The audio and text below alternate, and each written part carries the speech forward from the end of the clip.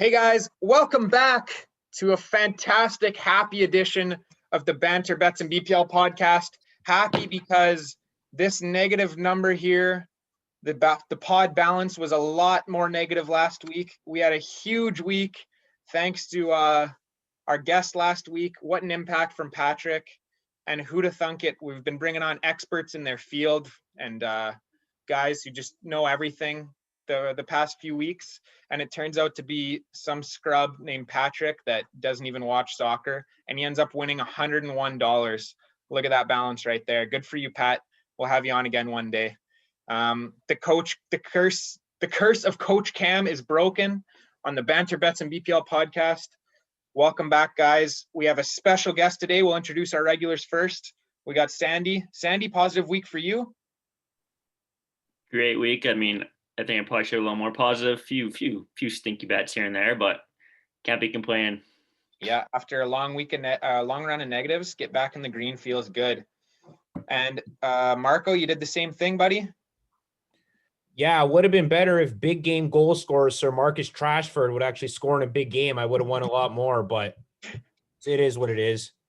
So Marco has this thing where he doesn't think Rashford scores in big games when we've literally pulled up numbers and shown him that Rashford's record against the big six is incredible. But we'll talk about that maybe a little later, Marco. Let's get along with the introductions. Brother Keegs, look at that huge number there. That's not $60, that's 60 cents, but still in the positives, better than me. Good for you, buddy. Yeah, that's a huge number for me. That's my record for the season so far. 60 cent profit. You love to see it. Unfortunately, I let the pod down. Only negative $3.68. I only hit one bet. I only hit the Tottenham bet. I hit my big one, but couldn't get one of those draws to go my way. A couple 1-goal games there, and then Leicester got blue leads out. But we won't get too much into that. Great week for you guys, and we're following that up with another strong guest, the Podfather, Bill Ezard, our dad. Well, me and Brother Keegs' dad. Bill, Dad, thanks for coming on. Hey, no problem. Thanks for having me. My dad too. Yeah.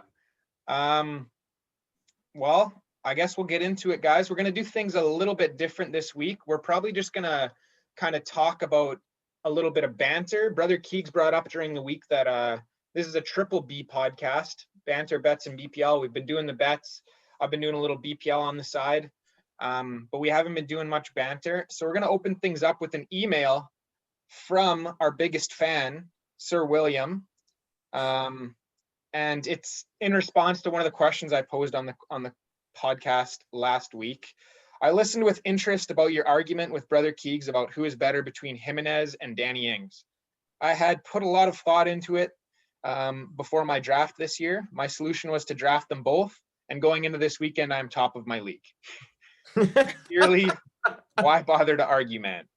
So a little bit of cockiness from Dad. Yeah.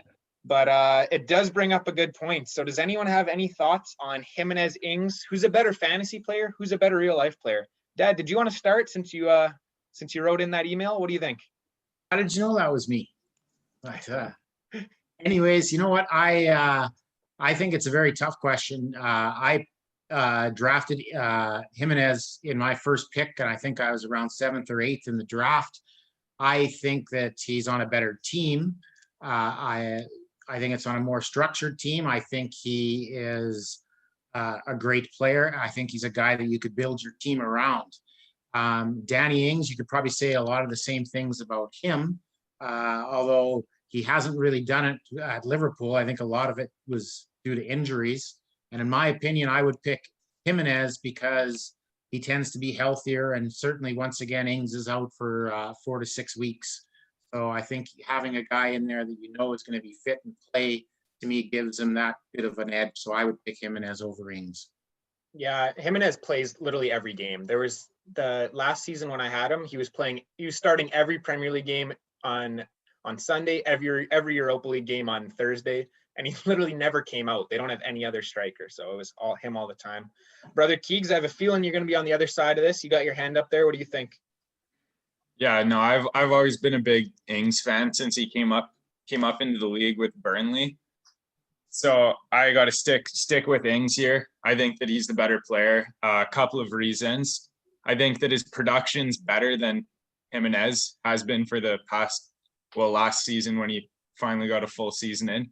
So far this season it will be, but injuries come in, then that'll be a problem. But and I also think Ings actually does a lot, like behind the scenes. He does a lot of pressing work. He does a lot of defensive work. He's just a goal scorer. And you look at the service that they're getting.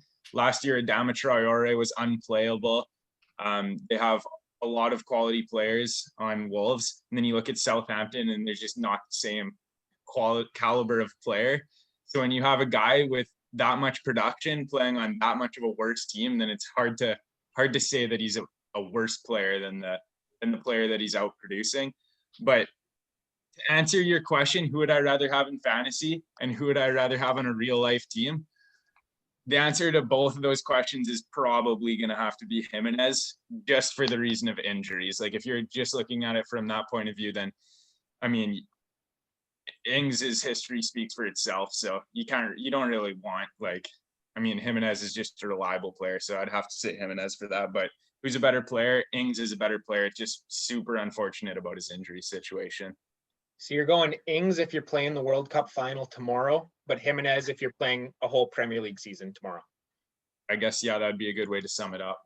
All right. I Marco, don't think Sandy? that is a good way to sum it up because England's not playing in the World Cup final anytime soon. But Mexico is. They'll be in the last 16 and then they'll go out on penalties. Tangential argument. Who's more likely to make a World Cup, Mexico or England? If I don't pick Mexico, Pedro Adan's coming after me tomorrow, so I'm going to pick Mexico. Well, England. That's an easy England answer there. But Marco, Sandy, you guys have anything on the Jimenez Ings? Yeah, I have a comment. First of all, Keegan's answer, long-winded much. Holy crap. We're putting the banter in banter bets and BPL. So I think it's no doubt Ings in fantasy, and the only reason for that, he's got the best Robin in the league. You're looking at the best number 2 striker in the game. That's Che Adams, boys. You just lifted him up. We're gonna really see what Adams is made of now that he's not gonna be Robin, he's gonna be Batman. Well, he's a Robin. You know, he does the dirty work. You know, he puts the pressure on the defenders, forces turnovers. I don't think he can be the league's marksman. I'm a little worried about him. Are you saying Shane Long's going to be the Batman? You have to try. Adams or Robin. I don't know. His finishing's not there. Well, let's be honest here. If we're being honest with ourselves, Adams' finishing it's not there. But yeah, I think Jimenez is the better player. He's got that Central American grittiness, you know, lethal finisher, does the dirty stuff. Marco, anything? You just waiting to win some more money. I'd probably agree with what Keegan said, to be honest. I'm going to repeat it. Even though he chirped that answer right after. I did? All right. Yeah, I don't know. I just think both players fit perfectly into their teams. Like their teams are so reliant on them that they're scoring or assisting pretty much every goal. It is tough to say. Yeah. Like Keegan said, Jimenez just due to the durability factor. Ings probably a more lethal finisher. Jimenez probably a better link-up player. But like Keegan said, Ings isn't just a pure finisher. He's not like a Mitrovic lazy lump just hanging around. He's actually putting in work for the team. But Jimenez is bringing other players into play too. And he's better in the air. I think like if I was coaching the team, I would want Jimenez on it. If I was playing on the team, I would want Danny Ings on it. I think that if you go after the game, I think you go to the bar with Jimenez. He's a pretty boy. He's probably going to take all the girls himself. He probably doesn't drink very much. You look at Ings, you go with him. He's got those huge forearms with the tattoos on it. You know that he's going to stand right behind you if you get into a bit of trouble. He's probably going to get the rounds in. And if the girls do come over, he's probably going to make sure that he introduces you first. So yeah. I'd have to agree with that assessment too. Yeah, Ings is the guy you want to go out with on the town. Last thing I'm going to say, and I want every fan to think about this for a serious second. Without Ings's injuries, he could be one of the best strikers in the world right now if he was still on Liverpool. without Oh. his injuries. That's ludicrous. That's absolutely insane. What a hypothetical that is. Give it a serious thought. Well, he'd be doing the Firmino role, but probably in a different way. Maybe as The- good the at Fir- scoring more the goals. I don't know. Better. No, He'd no, be no. better than Firmino. The The Firmino Firmino- role isn't just scoring goals, Keegan. You got to think about The other stuff. Firmino rule doesn't exist anymore. It's a Diego Jota rule now. Exactly. Rule. Yeah, exactly. If he could lose it to Jimenez's second fiddle player last year, then Ings could surely do the job there. Yeah. And he'd be the best in the world by now, probably. It's like they talk about on the fantastic Guardian Football Weekly podcast. What if you just stuck an average player in like a really, really good team? How good do they look, right?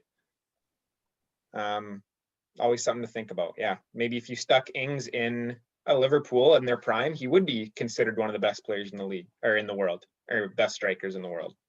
I think that he would be playing a lot more than Divock Origi if he was still with Liverpool now. Sure. You know, I think he'd be. You don't even Origi hasn't even played a minute this year, and he's a guy that for a while, you know, thought might go somewhere and do something. He scored some huge goals, but I think Ings would certainly be getting minutes in this Liverpool team. Didn't they always have have Ings that corner. before Firmino, though? Can't remember. So if Ings No. stayed fit, then Firmino's not even a relevant player in the world. Yeah, maybe. You'll always have that Origi corner though. I had Oh, yeah. one of the kids in my class. He's a big soccer fan, and we were doing our soccer tournament this week. And someone took a quick corner, and he's like, "Oh, we got Alexander Arnold out here." Nice. It was hilarious. All right, yeah. Why don't we start looking at some games, guys? That was some quality banter. We're just going to talk about these. Brighton, Burnley. Why don't we raise our hand if you want to contribute to that one? I know Sandy might have something to say on Burnley. I'll sit this one out. Yeah, I mean, it really does pain me to say this because I am off Burnley. I'm done with Burnley. But I'm thinking about it, boys. I am thinking about it. I'll tell you that right now. Well, they've got to win one game eventually. There goes that good week we just had. They've got to win one game eventually. So You know what? I've been watching Brighton the last few weeks, and Lamptey's one of my favorite players to watch. They're exciting. They look like they're well coached with Potter, but they're not scoring anything. They've only won 4 games this calendar year. I saw a stat there today when I was doing a bit of research since you guys had me on. Their XG for the last game and a half has been 0.32. So they're not even making any chances. Mopé wasn't like, what happened to him? He didn't even make the bench last week. well, yeah, that's So- an interesting one too. What was up with that? Anyone know anything about the Mopai situation?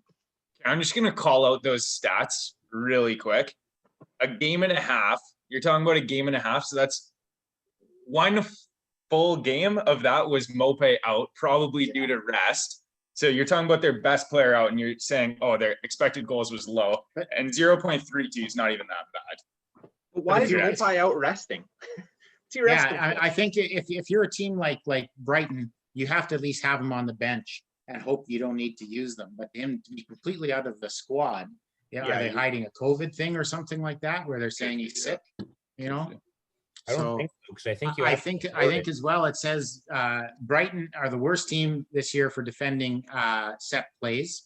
The 2 goals against them on open play were from crosses, and you still don't have Lewis Dunk back. Yeah, I have a hypothesis about Mopé. That guy's the rattiest player in the league. In the spirit of talking about guys you want to go to the bar with, that guy's probably bottom of the list. He's probably like hooking up with the coach's daughter or something. That's my guess. What a dirtbag. Yeah, he does have the dirtbag look. But Anyways, yeah, I agree with Bill. Like, I don't know if Brighton is really good. Like, they might be horrible. They might get relegated this year. They tied West Brom. No, Like, Brighton are a I good have team. no faith in Brighton. Brighton are a good team that have been on the wrong side of unlucky results. yeah, I I'm know gonna say Mark this was pretty game. critical of Brighton. This game seems like more of a toss-up than the odds are letting on. Yeah, and I don't think know. you're Yeah, gonna I bet agree with Burnley. that, though. It's not worth going, or it's not a bad shout going 1-0 Burnley, because It is a I bad think- note.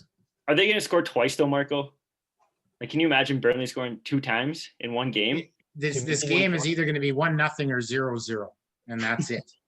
Yeah. So So bet bring the up under. Burnley to Just win. bet the under, and there you go. Are we Who forgetting cares who that wins? Brighton put 4 past Newcastle? Yes, we are. Yeah. Newcastle. Thank you, Phil. No, I'm not saying. I think Brighton probably will win, but if you're going to bet Burnley, why not go 1-0? Because they probably won't score 2 goals. If they're going to win, it's going to be 1-0. All right, let's move along to Southampton, Newcastle. We got 2 Friday games. Isn't it usually 1? Yeah, 2 because it's international week next week. So I Danny Ings, Southampton is still a favorite against Newcastle, who's coming off a big win over Everton. What do you guys think of that? Newcastle gets no respect. I flagged Newcastle right away. This is an easy Newcastle bet for me. How come? Just that number is too good against Southampton. I don't know what Southampton has done to be heavy favorites in a game where they're missing their only player who could score consistently. Yeah. And like, I don't know if anybody noticed, but Callum Wilson's scoring just as much as anybody not named Calvert-Lewin. So That is true. I was going to mention Wilson. Has he scored in every game? It's got to be at least like I think he missed one missed against one game. I think it was that Brighton game. Newcastle have scored 10 goals on 18 shots this year. They've given up 117 shots. It's the most in the league.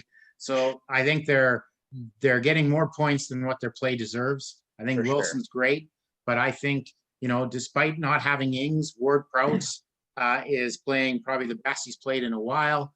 I don't think he's going to get 2 free kicks every game. He's probably not going to get enough, but he scores more free kicks than Ronaldo does, for goodness sakes.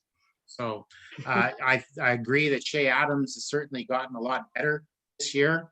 Ings is going to be huge to be out, but I mean, Southampton could go top of the league here. And Newcastle, didn't they win last week? So they're due to lose. Like, they just are too inconsistent. I think the Saints are going to go marching in.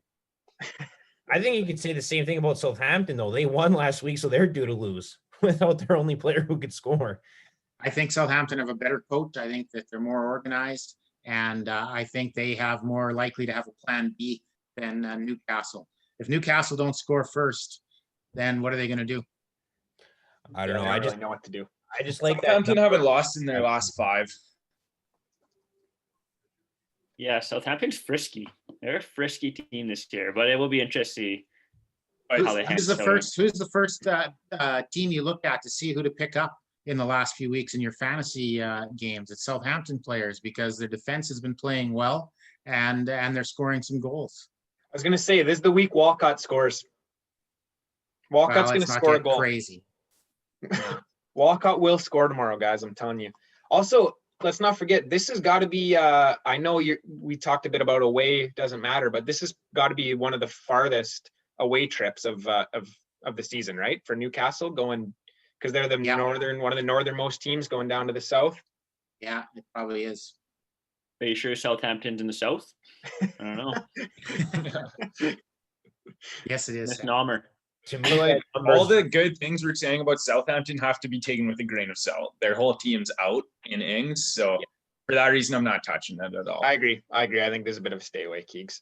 Let's move on to Saturday, and the dire straits of Manchester United. It changes in a week. A week ago, they were coming off a huge 5-0 win, and then they go out and Solskjaer just like, let's just do the same thing every time. It's going to work every time, but you're playing against different teams, and I don't know. I could not believe that when he was making his sub to bring on, who's he bringing on? He was bringing on Van de Beek, and he took off Bruno and he took off Greenwood, and he kept Pogba on, and Pogba has done like 3 good things in his Manchester United career and was completely at fault for the penalty. I can't believe that guy keeps getting chances. He's just got to be one of the worst signings for the amount of hype that came with him and the amount of money and the amount of actual positive contributions. Marco's got his hands up. Marco, go ahead and pile on. This has Everton all over it, boys. Can I ask you guys a question, especially you United fans? Do you think that the team still actually plays for Ole, or do you think they're going, you know what? Maybe we could get Pochettino in here and somebody who knows what he's doing if we keep going like this. You think that happened? I don't think the guys in United scream for the guy. Like they scream at guys that play for the name on the back of the shirt. They're those kind of guys. Every single one of them, besides Luke Shaw, probably.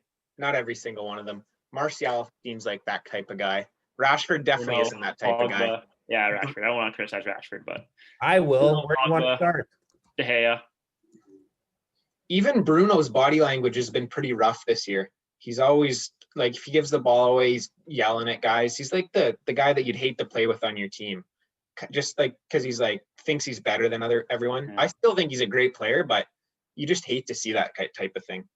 To answer your question, Dad, I think like that might be creeping in, but this has been Manchester United for the whole time under Ole.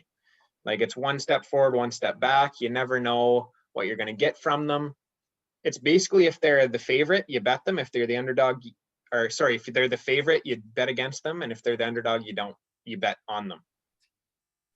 I don't think they're smart enough to be like, yeah, let's lose games to get Solskjaer fired. Because there's also the board that doesn't know what they're doing. Solskjaer could lose 5 more games and they're like, well, I guess we'll stick with them. So at the end of the day, Everton health update? I have no idea. Who's healthy this week?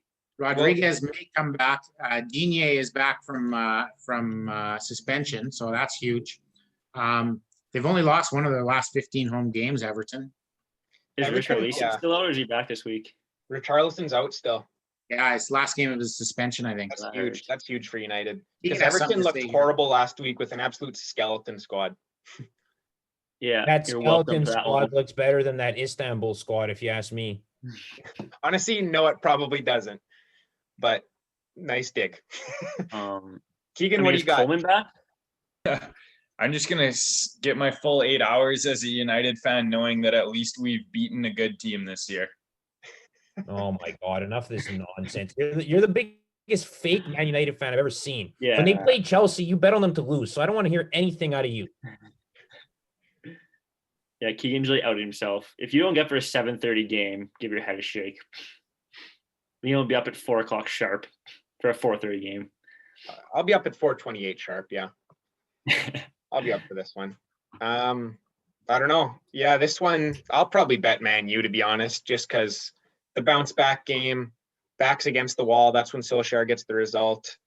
Hope Everton without Richarlison just isn't quite the same. They're going to be they're missing Coleman still, to answer that question. Digne back is big, but like I still don't think Everton's defense is very good. If they're playing guys without like Richarlison, maybe Everton will sit back a bit more though, and then that's completely wrong for Man U. That's true. Is Man United's defense good though? Did you see those 2 goals they conceded on Wednesday? Yeah, that was ridiculous. When I was 13, my 2 coaches, Sav Lento and Bill Ezzard, said, when we get a corner, 2 players minimum have to stay back. So I learned that at 13, but the Man United first team doesn't know that yet. That just blows my mind. Unreal. Who was the one guy back out of curiosity? It was Matic. No way. Yeah. That makes it terrible. It was such a bad goal to give away. Put your 6'3" holding mid who slows a snail back there. But yeah, send Luke Shaw up to go jump. They're talking about how they're talking about the race from 15 yards inside his own half. Yeah, the race ball between Matic was an epic one. 35-year-old still ball. going on. Yeah, it's still happening. All right, let's move on to Crystal Palace Leeds.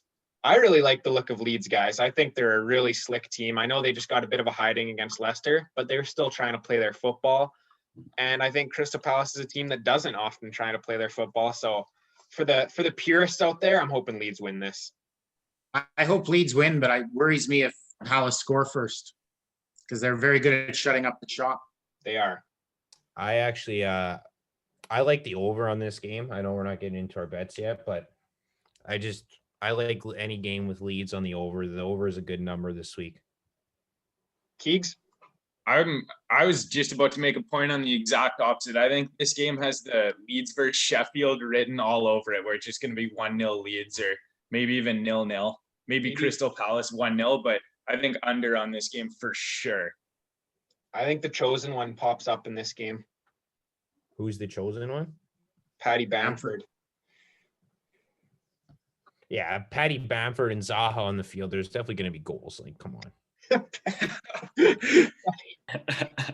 When you have Patty Bamford and Zaha in the same room, there's goals. Okay, that didn't sound right, but you know what I'm saying. All right. Let's move on. Chelsea, Sheffield United. Do Chelsea deserve to be this big of a favorite, Marco? Are they for real? They're going to maybe keep another clean sheet against a crap team, and you're going to be like, oh, look at us. What's the deal with Chelsea? Well, this team scored 5 goals on us last year, so a clean sheet would be a pretty big deal in my book. They Yeah, got a this win is and a draw against them last year. Is it actually? Yeah, that was won the David- 3-0 at home and 2-2 at Chelsea. That was the David McGoldrick coming out party. Yeah. Yeah. He went Scored back his to only 2 Florida goals team, of his right? career, I think. Has he scored since then? I honestly don't think so. Has he? No. He has Those- a shot on that. net since then? That must have been like game 37 last year where he scored his first goal after starting the first Yeah, it could 36. have been. It could have been. Did it twice. Something like that. This is where you bet McGoldrick to score, I think. McGoldrick to score last because he probably won't start. He'll come off the bench and score the winner. 2-1. I mean, Mendy looks good, though. Nobody scored on him yet.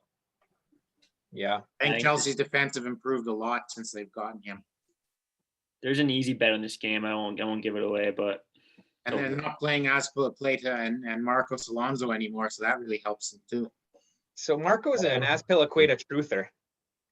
I like Azpilicueta still. Oh, I like him too, but I think that he's just he's the guy to get for the over 40 league there, Marco. He's only 30. Yeah, but he looks like he's 40. he's like he's 40. That's all that matters. He's another guy with a punchable face, Azpilicueta. Defensively, I still Really think square better than face, eh? Mendy. Keegan, do you got something up there? I see your hand up. Yeah, I think Sandy was referencing the easy bet. Is that the under, Sandy? Yeah, Chelsea to win to 0. I think it's a gimme. Oh, the under is also plus money at 2.2. I don't trust the Chelsea against a bad team. I got screwed on that last week. This is the exact situation as last week. I think it's going to be under. I think it's going to be like a 1-0 or 2-0 Chelsea win. Sheffield United are still pretty strong defensively. And Yeah, I think, I actually and I just don't think they're going to score. So I think that you bet the under is probably the safest bet. And I still think Chelsea, sadly, will probably win. I honestly think I've been watching a lot of Sheffield United, and they've actually looked pretty good in their games. They just haven't scored enough, but they're still playing their good football. I still like when they get there. They completely overload like the right side with Baldock and Basham's in the box, and they've got I don't know, Berg over there. They got 5 players over there, and then Just can't still make any playing good good stuff. passes in the last third. yeah, I think they have a chance to win this game, honestly. And I'm not just saying that because I hate Chelsea. I actually think they've got a chance to win this game. They might have some confidence from playing against Chelsea last season. And yeah, they get another team that's got to get off the mark eventually. This This is could the be your- type of game we lose, though, like before an international break. Like, Yeah, you're feeling good about yourself. And Sheffield could be like the bogey team for Chelsea. Like Palace always beats Man U. Yeah, Man it's City a trap too. game. Trap game. Trap game. We're talking about trap games a lot in soccer, but this could be a trap game. Yeah. I don't know. Okay. West Ham, Fulham. So West Ham, it seems like they've been playing tough games for the last quarter of a century. Well, They've- of their last 8 games, they played 6 of the in their first 8 games, it was 6 of the top. They played the top 6. 6 of them were against the top 6 last year. yeah, that's a nightmare. And they came Fulham through it murdered pretty Fulham. good. Is this, and now they're favorites, is this where they go back to normal and start being West Ham again? Or surely course it not is. against Fulham? This I is mean- exactly the time. Yeah, I mean, they don't have Antonio, and they look Yeah. terrible in attack, even though they did score against Liverpool, but it was a makeshift Liverpool defense. It hasn't, well, they've been playing good since then. But without Antonio, like Haller is terrible. The Yeah. young Liverpool kid just handled him, like put him in his pocket. I don't Yeah. think I don't think they'll play Hilaire this week. I think they're gonna throw like maybe Ben Rama or Yarmolenko up front. I don't think Hilaire's playable. I forgot that they had Ben Rama. He's a nice. Bowen? looking player. Bowen get around up front. Well, kind of, but he's so small. Like usually he's been playing Yarmolenko up front sometimes when he subs him on. Like he subbed him on for Hilaire last week. I honestly think he could start striker because you're right. Hilaire is useless. It sucks because he was supposed to be good coming over, but I think as well, West Ham will think, oh, good, we got through our tough schedule. It's only Fulham, and they're going to take their foot off Yeah. the pedal. Fulham, only Leeds and Man U have made more chances than them since deadline day. And Lookman, I think, looks a good player. Mitrovic on his day can score and make goals. Yeah. You know, I think he's pretty decent. So I don't know. I kind of like Fulham in this game. What do you Is guys Bowen think? actually that small? How tall is Bowen? I pegged Bowen for like a 6-footer. No, Bowen's like 5'9". He's a little guy out there. Oh man, Yeah. I'm riding the Cottagers. Oh, man. I can't believe the boys are gonna be in Fulham this week, to be honest. yeah, I think I this mean, I is agree this is a with you. stay away West Ham- for me. This is a letdown for West Ham, but Yeah, this is. Fulham did burn us last week. This I'll is probably go the under. All right, why don't we move along to Sunday? Finish up here with these 4 games. West Brom, Tottenham.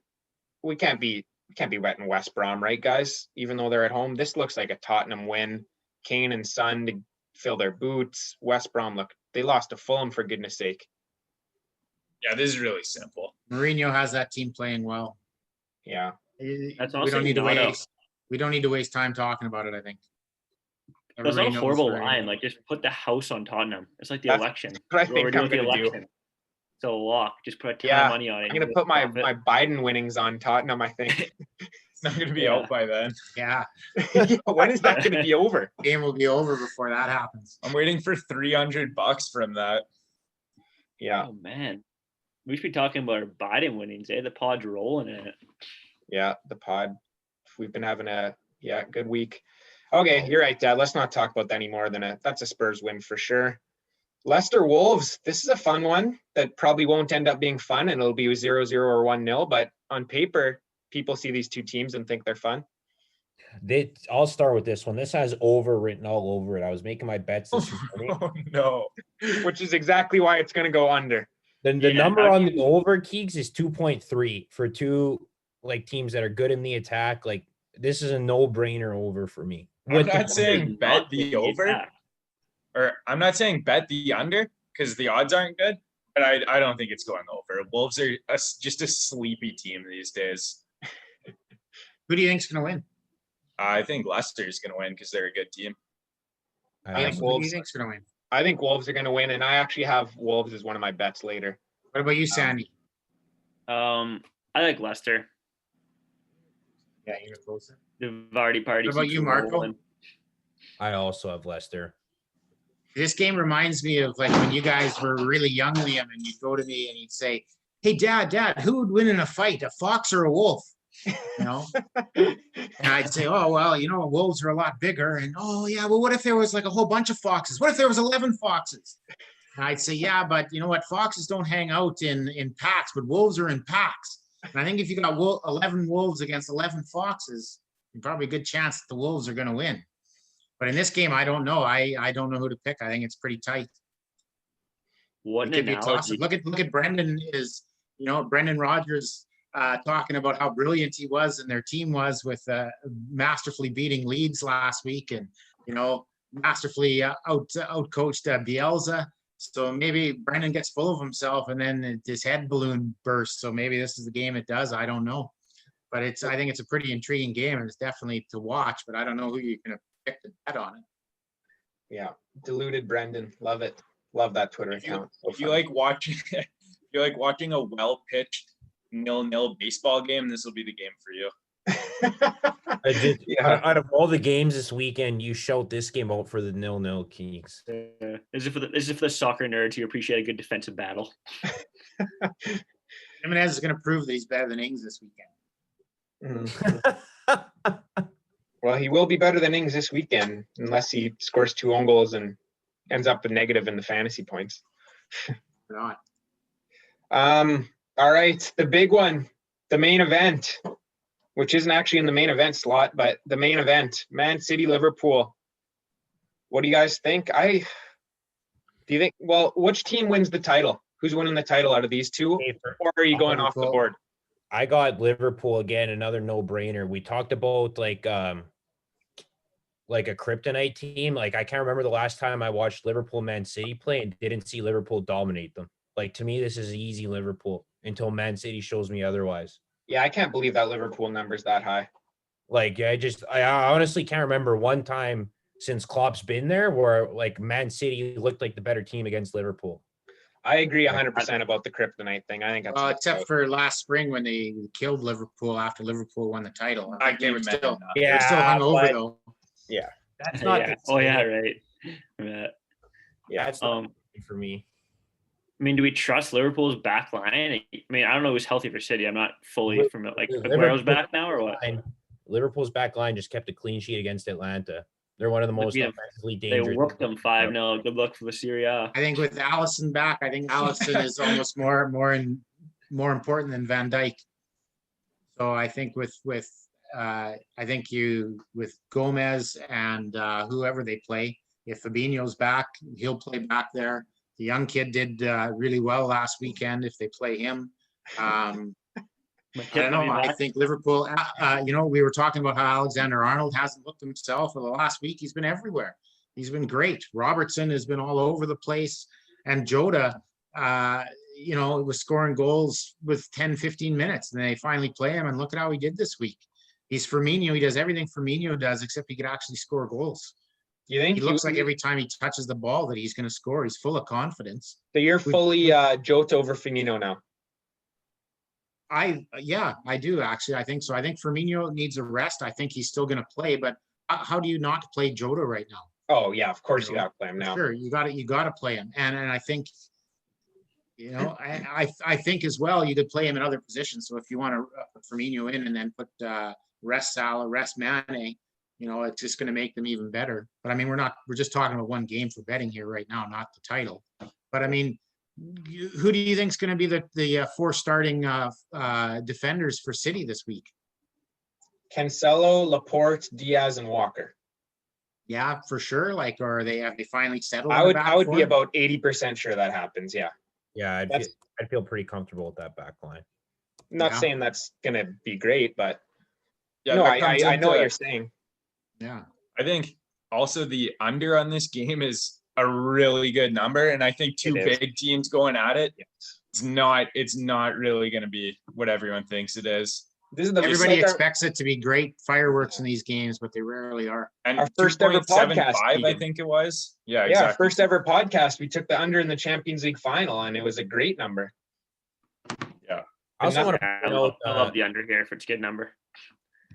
Matip was on the bench against Atalanta, so if he's back, like that's not a horrible back line with Matip and Gomez in the middle. Do you think this is the game they throw Matip in though, or do they stick with that kid? I think if Matip's fit, you put him in. I think if Fabinho's fit, you put him in instead of Matip or Fabinho and Gomez, and then you have Henderson in front of them. I thought Fabinho was out a few weeks though. I don't know. I could be wrong. I don't know. I haven't looked lately, but I'm not sure. I got one for you guys. Will Man City finish in the top 2 this year? Yes or no, Dad? Oh, that's pretty tough. I mean, I think they're pretty vulnerable, probably the most vulnerable since Pep's been there of not finishing in the top 2. But I think maybe the other question is who's going to finish ahead of them though? Chelsea. Yeah, Chelsea, Tottenham, maybe.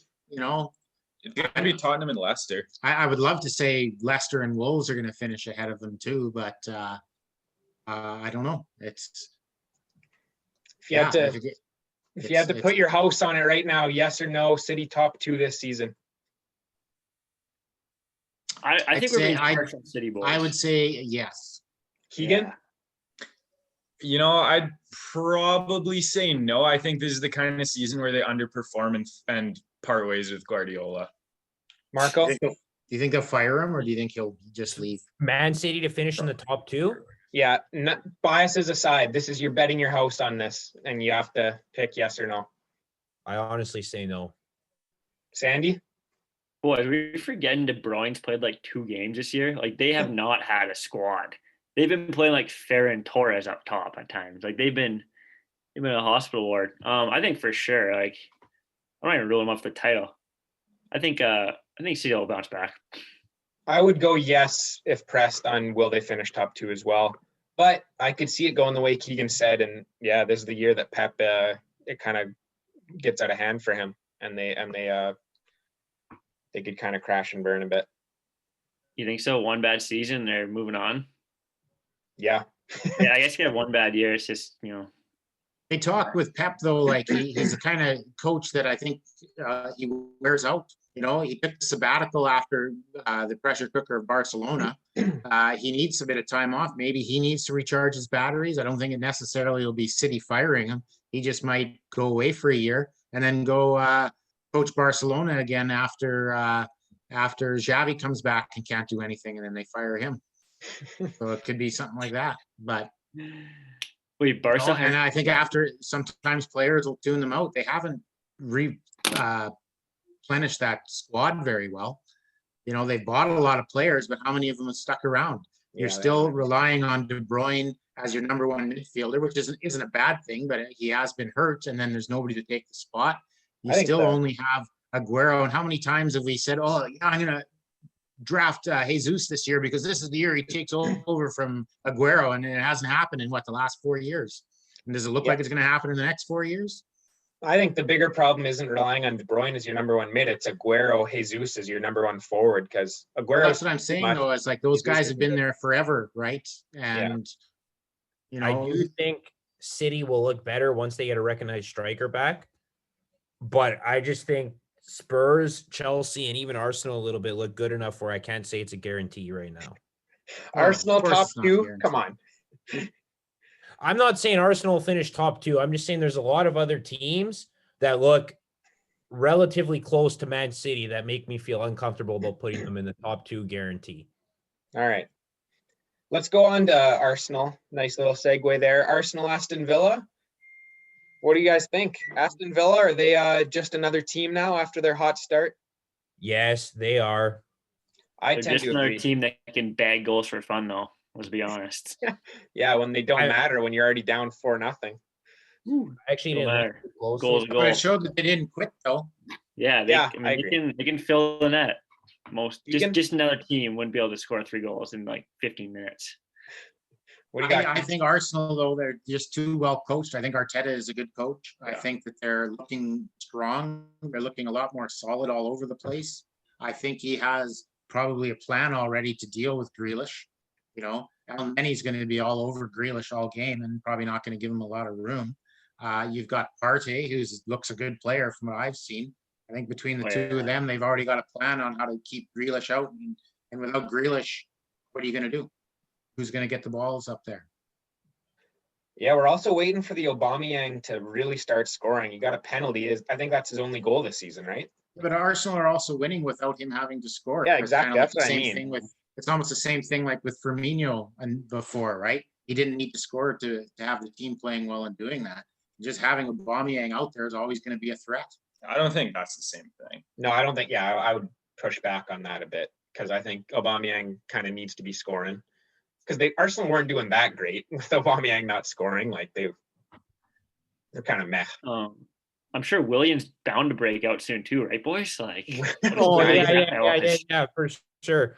Pepe is bound to break out sometime this year. Pepe's going to be. We've been waiting on the Pepe breakout for almost 2 years. Kieran Tierney's going to score this week.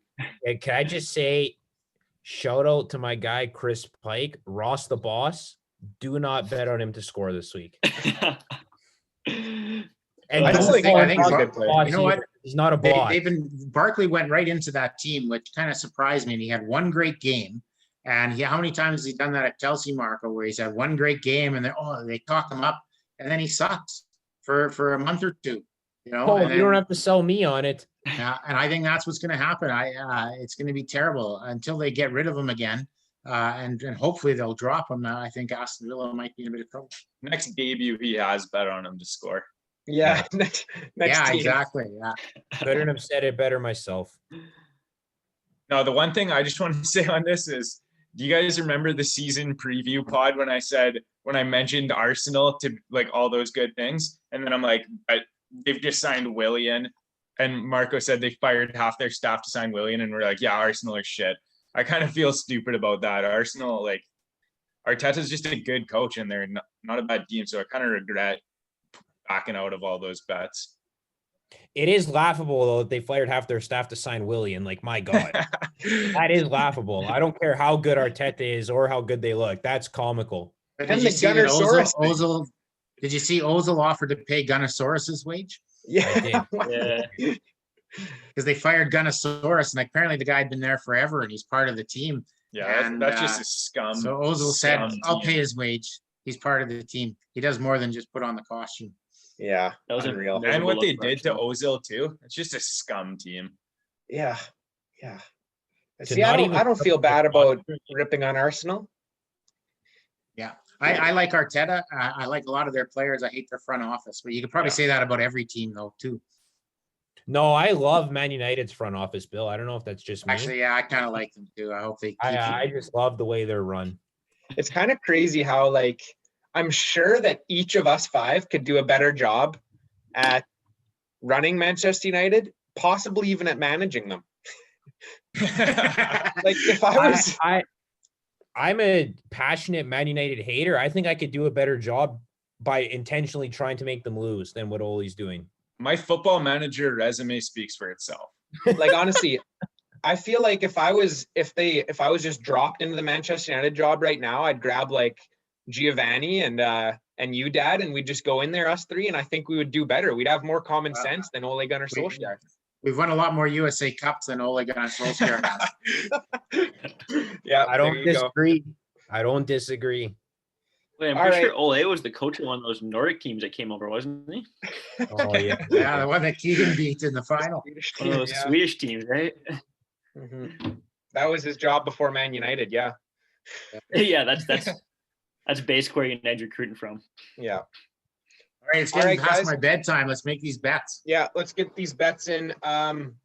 Bill, you got the honor of going first. Remember to record your bets and then send them to me, but let the listeners know what to bet on this week and Okay. keep that big lead for the guest. You know what? I'm not a big bettor. I don't. When I was your guys' age and Proline came out, I would make $2 bets, and I blow my $20, and then I realize I'm not going to make a living at this, so I quit. So all my bets are going to be $2, Liam. I don't look at the numbers. I'm just going to look at who I think is going to win, and whatever happens, happens. I know that there's only 2 guys that were in the positive, so I can't do worse than most of the guests that you've had on this program. So, True. so I think I'm going to pick Burnley to win, and for $2, I'm also going to pick the under in that game. I think Southampton's going to win. I think Everton is going to beat Man U. I think that Leeds are going to beat Palace. I think that Chelsea is going to beat Sheffield United. I think that Fulham is going to beat West Ham. I think that Spurs is going to beat West Brom.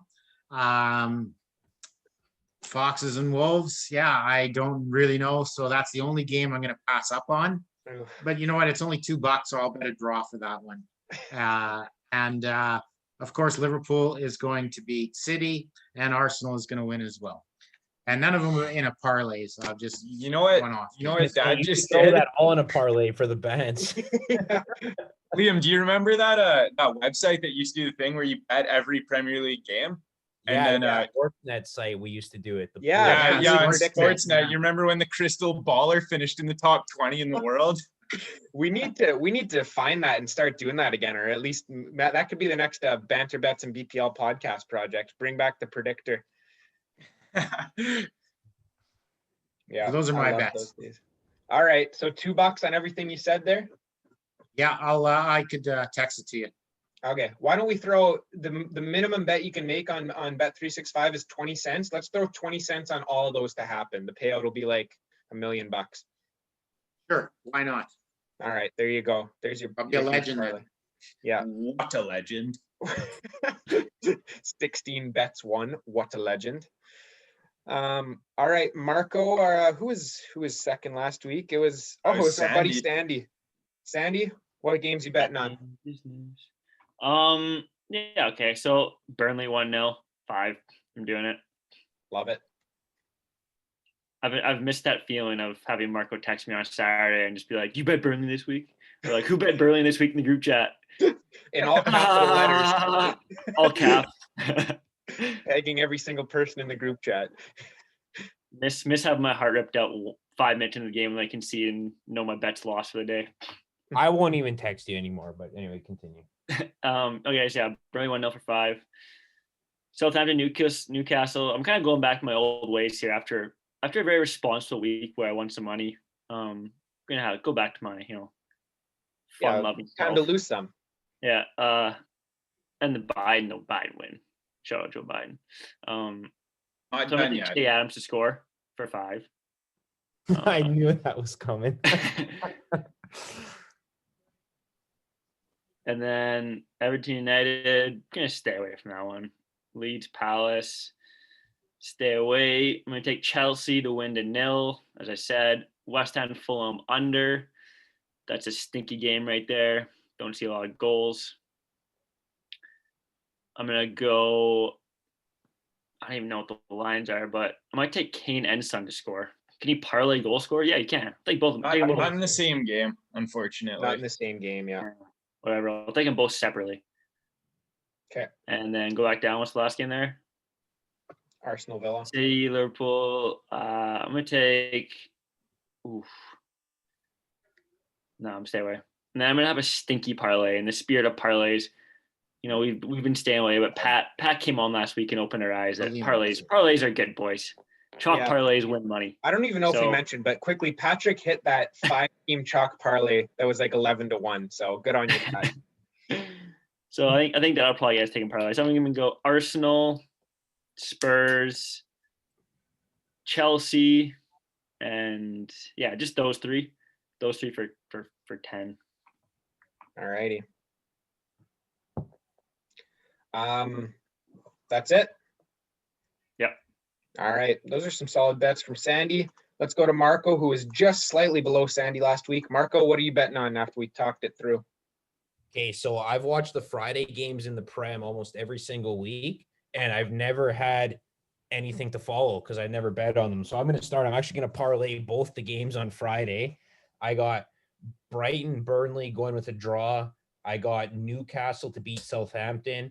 I got $5 times 14.40, pay 72 on that parlay. That's commendable for Marco. That's I gotta be honest, I'm not 100% on either one of those results. I'm just betting the number and looking forward to actually watching with a purpose on Friday. So we'll see what happens. Then I can't believe you're not betting Burnley to lose. You're making a bet that's not Burnley to lose. I'm not that confident in Brighton either. Like, I don't know where Keegan gets all this confidence in Brighton, but I'm not that confident in them.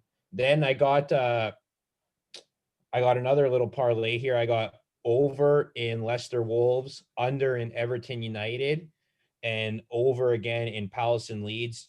Just betting the numbers there. 5 times 9.6 is 48.30. Yeah, Palace Leeds might screw me there, but like the number. Then I have one more week. I'm going to try this goal scorer parlay. I haven't actually hit the full parlay yet, but I've hit 2 or 3 of the goal scorers in every week. Last week, if Rashford scores, I win that parlay at $112. So I got Callum Wilson, Dominic Calvert-Lewin, which, by the way, the number on Calvert-Lewin again is ridiculous. Like, the bookies just must not be watching Everton. Like, it's insane, the number. And then Heung-min Son. So the number there for the parlay is 14.85 times 5 is 74.25. Probably won't win it. These ones are tough to win, but they're pretty fun to follow. Like, I'm not going to lie. So we'll give it another week. Was it Rashford that was the only one you missed last week? Yeah, last week I had Kane, Calvert-Lewin, Vardy, and Rashford, and I missed Rashford. And then I got another little parlay here. I got Leicester Wolves to draw, Fulham West Ham to draw. So the number is 12 times $5 is 60. Fulham West Ham, I do like the draw there without Antonio. And these are the kind of games why West Ham is West Ham. Like, they pull out the big ones against the big teams, but then they just don't against the teams they're supposed to. So Fulham looked decent last week, so I'll go with the tie. Leicester Wolves, I actually think Leicester will probably win, but I like the number on the draw. So, and it could happen. Like, Wolves are a pretty good team, so just take a shot on the number. Then going to the Liverpool Man City game, I have Liverpool halftime, full time to beat Man City at 5 times 5.5. to pay 27.50. Just like we said earlier, I can't remember the last time I've watched Man City play Liverpool, and Liverpool haven't been really comfortable and won pretty comfortably. So when the game mattered, so I like Liverpool there. And then like last week, I have my money back parlay in case none of those bets hit. So I got Spurs and Arsenal to win. The number is 2.47. I have 25 on it. Pays 61.87. Spurs and Arsenal, I think, are locks this week. All righty. There you go. Spurs and Arsenal as locks. Marco had a fair bit of action there. Brother Keegs coming off a huge 60-cent week. How are we building on that? We're getting back to the same philosophy as last week. $15 betting, and all the money's above that. We're gonna start off with a parlay that we think will do it. Sandy already mentioned the same one: Tottenham, Chelsea, Arsenal. Exact same bet. And then we'll do 5 on that. That pays $17. And then we're gonna do $4 on Fulham. That pays $17 as well. Just think they can do it. Why not? And then just a disgusting bet. I'm looking at this and it's just revolting. Shane Long to score at 3.1, parlayed with Youngmin Son to score at 2.25. $3 on that pays 20. Shane Long. That is a bit revolting, but carry on. Long bet. Then we're gonna get Long odds. Got long odds on it. We're gonna get our long shot parlay in there. It's gonna be a draw between Brighton, Burnley. Leeds is gonna beat Palace. Liverpool is gonna beat City, and Leicester and Wolves are gonna draw. $1 there pays out $103. I mean, it's just 4 results that I think are gonna happen, so might as well bet it. Mine as well. And then the Happy last Bella. thing, Not for me. we're gonna throw an over/under parlay, under 2.5 on City, Liverpool at 2.75, over 2.5 on Southampton, Newcastle at 1.9, and under 2.5 in Chelsea, Sheffield. All those parlayed together, $2 pays $23. There you go. That's what you got. I got. And that's how you win between 50 cents and $1 every week, listeners. You're never going to move out because you're never going to make money on this. 60 cents speaks for itself. Yeah. All right. I guess I'm bringing up the rear here. I'm really, really confident this week, guys. So I'm shifting. I'm moving a lot of money. Might take out a few grand from the bank here. Now you're going to be moving back home. And I'm going to be moving back in with brother Keegs and dad. Yeah. But now I'm and Kieran. Yep. And brother Kieran. Kieran stays away from the podcast. But I'm going to go with, I love the number on Man City Liverpool under. So under 2.5 goals, $5 on that one at 2.75. I am going to take over in Leicester Wolves, Marco, because I love the number on that. $5 on that. The over is 2.3. Everton, Manchester United, that big 3.5 is staring at me. 2 teams that aren't in great form. Draw. That way, if it's a draw, it's not horrible because I'll win money. $5 on that. If Manchester United wins, I'll be really happy. If Everton wins, then it's just going to be a horrible day anyways. I can't wait for that one. Here's where I'm going to make up my money. I'm really, really confident in Leeds. I'm throwing $20 on Leeds at 2.4. A strong $20 on Leeds. A strong $5 on Sheffield United. Love betting against Chelsea. So you know I'm doing that. I'm also going to go to the Wolves-Leicester game and bet Wolves to win and both teams to score at 7.0. Just because that'll be a fun one to cheer for. I think it could happen. Manchester City, Liverpool, draw, $5 on that one. $5 on all my bets, by the way, except for that Leeds one. And then lastly, I'm gonna do the Arsenal Tottenham parlay. I think that's really strong at 2.39. I'm gonna throw $20 on that one, on the parlay. And then I'm going to go 25 on each side. So 25 Tottenham, 25 Arsenal, 20 on the total. So I've got some big money this week. I'm swinging for the fences. I'm going top of the table at the end of this week. So yeah, you guys can catch me at the top of the table after this week. Just because your birthday's in 2 weeks and you're expecting a bunch of birthday money or something that you could spend like this? No, I also am winning big on Biden, and I just think this is gonna happen. I'm not expecting any birthday money, but yeah, this is what we're going with. I like it. That's yeah. Actually, I Anyone like the else? under on the City Liverpool. So throw it in there.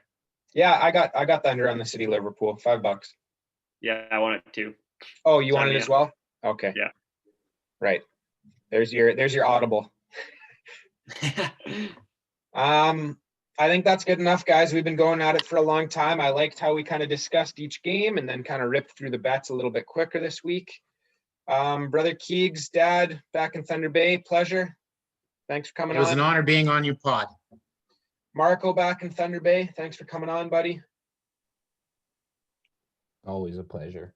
And Sandy out here in Kelowna with me. Thanks for coming on, Sandy. See you tomorrow night.